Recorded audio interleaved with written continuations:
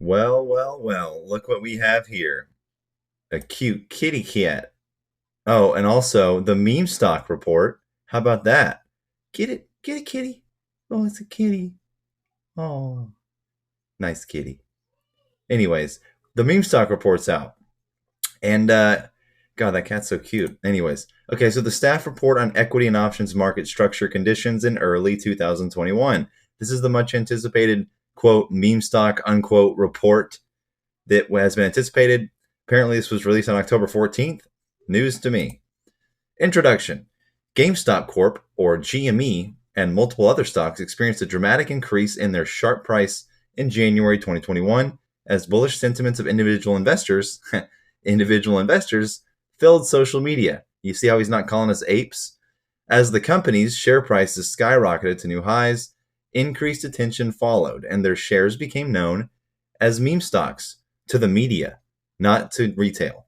Then, as the end of January approached, several retail broker-dealers temporarily prohibited certain activity in some of these stocks and options, more like most of those stocks and options.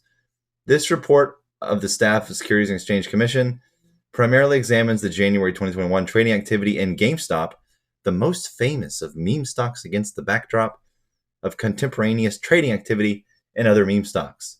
Because, AMC is only more popular, so we should definitely just talk about GME.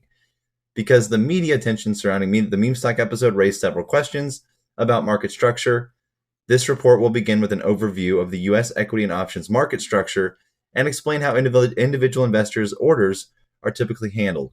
Oh boy, here we go. As more individual investors participate in the markets, as many did during the volatile trading in early 2021, it is important to understand how their orders are executed and the incentives of their broker-dealers when executing those orders, and the incentives of their broker-dealers when executing those orders. In particular, the ability of a small number of off-exchange market makers to trade profitably with the retail order flow has led these market makers to negotiate agreements with retail broker-dealers to secure rights to this order flow. Just name them. We know who they are. They're Citadel, they're Robinhood, we got Virtu, Apex Clearing. Just name them. We all know. This is already a nothing burger. In turn, this payment for order flow creates incentives with regard to the end of customer whose order flow is being sold. Some individual investors might trade more frequently as commissions have fallen or been eliminated, which raises questions about the effect of novel features, for example, digital engagement practices of their broker-dealers. The execution of retail orders by off-exchange market makers raises further questions about whether individual investors may still be subject to other less conspicuous costs and conflicts of interest. Well, no shit, Gary. By the way, this report uses the term individual investor to mean a natural person who is self-directed, i.e., not acting on a recommendation by a broker-dealer, in contrast with professional investors or institutional investors. The term encompasses an individual who trades frequently or infrequently and in very small to large dollar amounts. So it can be basically anybody. The term retail broker-dealer refers to a broker-dealer that caters to individual investors. This definition of individual investor differs from the consolidated audit trail definition of individual customer account, which is also used in this report. Dynamics related to short selling are also an integral part of the GameStop story. Stocks seen by parts of the market as overvalued tend to exhibit significant short interest, and prior to January 2021, GameStop was no different in this respect. Other than the fact, it had over 100%, Gary. You're not even going to mention that? Really?